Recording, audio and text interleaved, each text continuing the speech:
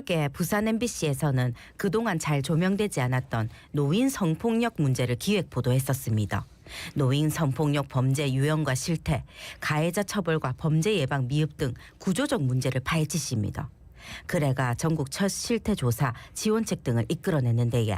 오늘 자갈치 아침에서도 취재 내용 정리해서 전해드릴게요. 네, 취재를 했었던 부산 MBC 조민희 기자 스튜디오에 모셨습니다. 안녕하십니까? 네, 안녕하세요.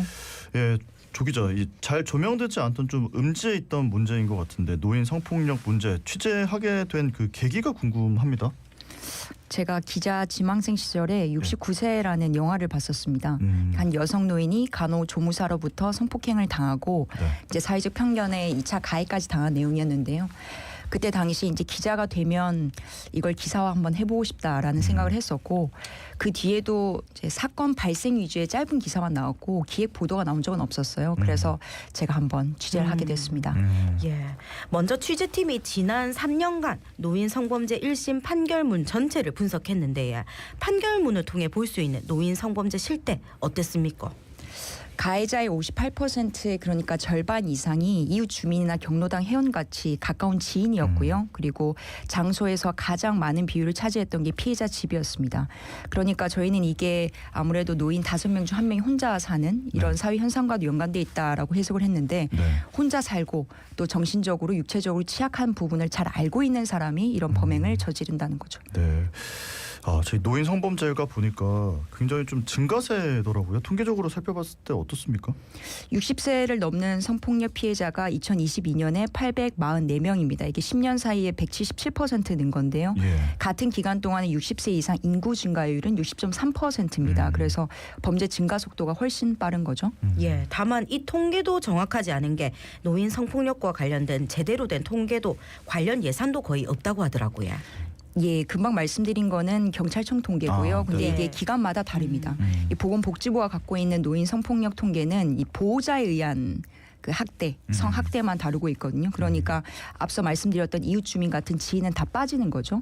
그리고 지금 명칭은 바뀌었지만 여성가족부에서 3년마다 내는 성폭력 안전 실태 조사라는 게 있는데 여기에도 65세 이상은 다 빠져 있습니다. 그러니까 아예 빠져 있는 거예요? 예, 그러니까 아예 하질 않은 거죠 지금까지. 그러니까 지금 그 심각성조차 알지를 못하니까 뭐 예산은 물론이고 대책이 있을 수가 없는 상황이었죠. 그리고 이게 실제로 예전에 이제 사시던 분들은 뭐 사회 분위기가 아예 지금이랑 다르기 때문에 뭐 이런 피해를 입어도 제때 알리지 못하는 분들도 많았다고요. 예, 맞습니다. 이제 본인이 이제 부끄러워서 수치심에 알리지 못한 경우도 많고, 알린다고 하더라도 이걸 사람들이 과연 이해하고 인정할까 이런 부분 때문에 말씀 못하는 경우가 많다고 하고요. 그래서 그 한국형사법무정책연구원 조사 결과에 따르면 단 7%만이 이 피해 사실을 주위에 알린다고 하더라고요. 너무 수치가 낮네요. 예, 취재를 통해 알게 된 노인 성범죄의 또 다른 특성 중에 하나가 바로 요양병원 등 노인 시설이 최대 범죄 취약지라는 점이라고요. 보건복지부 통계 한정에서 보면은 이제 노인 성폭력이 72%가 시설에서 발생하고 있는데요. 아무래도 이제 하루의 대부분을 보내는 곳이기도 하고 또 사람 자체가 많다 보니까 가능성이 높은데, 이게 또 이런 시설 같은 경우에는 신체적으로 정서적으로 취약한 경우에 조력을 받다 보면은 또 이런 가능성이 높아지지 않나, 이제 피해를 당할. 네, 그렇군요. 아니 근데 이렇게 보호해야 하는 시설에서 노인 성범죄가 발생했다. 이거 자체가 너무 충격적인데 조치가 좀 어떤 조치가 취해지고 있습니까? 결국은 사실은 이제 피해자와 가해자를 분리하는 것이 가장 중요한 상황인데, 그렇죠. 이제 피해자를 보호할 수 있는 방법이 없습니다. 그러니까 가해자를 그 피해자로부터 분리시키는, 그러니까 전원 조치하는 게 제도적인 근거가 없는 상황이고요. 그러니까 피해자 입장에서는 본인이 참거나 아니면 본인이 다른 시설로 가는 실제 사례가 있었습니다. 그래도 이제 이거를 뭐 가해자를 분리할 수 있는 근거가 되는 노인 학대 특별법이라는 게 지금 국회에 발의가 돼 있긴 하지만 아쉽게도 아직 연말인 지금까지는 계류 중입니다. 그렇군요. 노인 성폭력 문제를 집중 조명했던 영화도 있었습니다. 바로 임선혜 감독의 69세라는 영화인데 이것도 실화 바탕의 영화지 않습니까? 조민희 기자가 임선혜 감독을 직접 만나기도 했었다고요? 예, 뭐 제가 팬심 겸 한번 만나 뵙고요. 네네. 근데 가장 사실 궁금했던 거는 영화가 개봉했던 게 2020년 당시였는데 지금 5년이 지나서 무엇이 변한 것 같냐라고 여쭤봤었을 때 감독님은 이제 자기 영화를 보고 이런 기획 기사가 나오는 것 자체가 어느 정도 변하지 않는가 이렇게 말씀해 주셔서 저도 뿌듯하기도 하고 네. 또 이제 같은 뭐 미디어 종사자로서 저도 제 역할을 해야겠다 이런 생각이 들었습니다. 그러게요. 자, 이렇게 노인 성범죄 급격히 증가하고 있다. 증가 세대를 말씀을 드렸는데 실제로 제때 알리지 못하는 분들도 많다. 이렇게 말씀을 드렸습니다. 그런데 신고를 해도 뭐 처벌이 제대로 이루어지지 않는 경우가 많다고요? 네, 이게 저희가 3년치 1심 결과를 전수 분석을 해봤더니 네. 58%가 집행유예 또는 최저 형량 기준치 이하를 받았습니다. 이렇게 주요 감형 사유가 왜 그렇습니까? 가장 큰 거는 이제 피해자가 처벌을 원하지 않았다 또는 합의를 했다라는 것이 가장 컸는데 34%였거든요.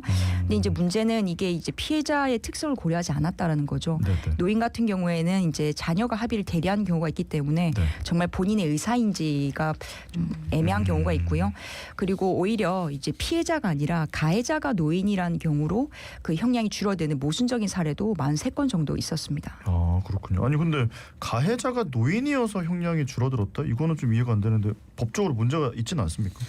있죠. 이미 3년 전부터 이제 가해자가 고령이란 이유로 성범죄 집행유예를 선고해서는 안 된다 이런 양형 기준이 생겼거든요. 근데 예. 현장에서 아직 반영이 안 되고 있는 거죠. 노인이기 때문에 듣고 바로 즉각적으로 이해하고 답변하는 게 힘들 수 있거든요. 그래서 노인 성폭력 피해자가 경찰 조사나 재판 과정에서 어려움을 좀 겪을 수도 있을 것 같습니다. 그렇죠. 이제 당장 의사소통을 하기도 어렵고요. 귀가 잘 안 들릴 수도 있고 또 대화의 맥락을 빠르게 따라가는 것 이런 것들이 어려울 수가 있고 또 이제 기억력이 좋지 않은 경우도 있는데 네네. 이제 진술이 바뀌었을 때 이게 수사나 재판 과정에서는 또 불리하게 이 적용이 될 수가 있죠. 그렇기 때문에 이렇게 뭐 조사받거나 재판하는 과정에서 진짜 도움을 받아야 될 필요성이 무조건 있을 것 같은데 현실적인 대책이 좀 있습니까? 지금 이제 재판 과정에서 다른 사람의 도움을 받는 의사소통에 있어서 이제 조력을 받을 수 있는 진술 조력인 제도가 있는데 네네. 이건 아동과 장애인에게만 한정이 돼 있고요. 그러니까 노인은 빠져 있는 거네요. 아예 빠져 있기 때문에 좀 확대될 필요가 있다고 보이고 네. 예. 그래도 가족이 재판 등에 동석해서 심리적인 지원을 할 수 있는 제도가 있긴 합니다만 네네. 이것도 이용률이 1%에 불과합니다. 그래서 이제 피해자들이 잘 알고 이용할 수 있도록 해야 되겠습니다. 예. 노인 성폭력 실태 연속 기획 보도 이후에 부산시에서 관련 대책들을 내놓았는데 어떤 대책들이 나왔습니까? 가장 큰 거는 이제 부산시청에서 전국 최초로 노인 성폭력 피해 실태 조사를 전수하기로 했습니다. 결과가 내년에 나올 예정이고요. 네. 이걸 토대로 종합 대책까지 나올 것 같습니다. 또 예방 차원에서 시설에 대한 현장 점검 횟수를 상하반기로 늘리기로 했습니다. 네. 아, 그나마 조금 다행이다 이런 생각이 들기는 하는데 뭐 부산시도 그렇고 법 쪽에서도 좀 관련 대책들을 잇따라 내놓는 모습을 보이고 있다고요? 네, 감사하게도 한 공익재단에서 네. 노인 성폭력 피해자에 대해서는 무료 법률 자문을 약속을 했고요. 그리고 이제 노인을 대상으로 한 범죄에 대해서는 아동과 장애인처럼 가중해서 처벌할 수 있도록 하는 양형인자 이거를 넣도록 양형 연구를 진행하고 있습니다. 예. 첫 실태 조사가 노인 성폭력 문제를 수면 위로 드러내는 계기가 됐으면 합니다. 노인 성범죄의 특성이 피해자가 신고조차 꺼려한다는 점인데 이런 부분을 고려한 맞춤형 대책이 시급해 보입니다. 예, 저희가 이제 마지막 보도로 뭐 대책을 내놨다에 그치지 않고 한 달 뒤에 이 대책이 어떻게 진행되고 있는지 한번 점검을 해봤었는데 네. 그 중에 하나가 이제 교육이었습니다. 피해자 본인이 목소리를 낼 수 있도록 이 적극적인 교육 활동이 앞으로도 이루어져야 할 것이고요. 이 보도 이후에 이제 시청에서 성폭력 전문가를 시설 종사자 대상으로 한 대면 교육에 투입을 하기로 했어요. 그래서 좀 더 가까이에 자기 이야기를 또 전할 수 있는 사람이 있을 수 있지 않을까 기대하고 있습니다. 네. 자, 진짜 좀 얘기가 되지 않았던 부분을 끄집어내서 또 필요한 변화를 만들어냈다는 점에서 저도 조민희 기자를 참 응원하게 되는데 노인 성폭력 문제를 다루면서 이제 뉴스에서는 시간상 다 전하지 못했던 내용 좀 마지막으로 언급할 내용이 있다면요? 사실 이제 앞으로도 더 많이 다룰 내용이 있기 때문에 네. 그것보다도 이번 주에 이제 부산 여성가족과 평생교육진흥원이라는 곳에서 노인 성폭력을 주제로 이제 토론회가 열립니다. 이제 네. 처음으로 열리고요. 여기에 이제 저도 패널로 참석하게 될 텐데 예. 보도 이후에 지역 곳곳에서 이 문제를 공론화하기 위한 이제 노력들이 이루어지고 있는 만큼 좀 시민분들께서도 많은 관심 가져주셨으면 감사하겠습니다. 네, 알겠습니다. 수고 많았습니다. 오늘 말씀 여기까지 듣고 보내드릴게요. 고맙습니다. 고맙습니다. 감사합니다. 네, 지금까지 부산 MBC 조민희 기자였습니다.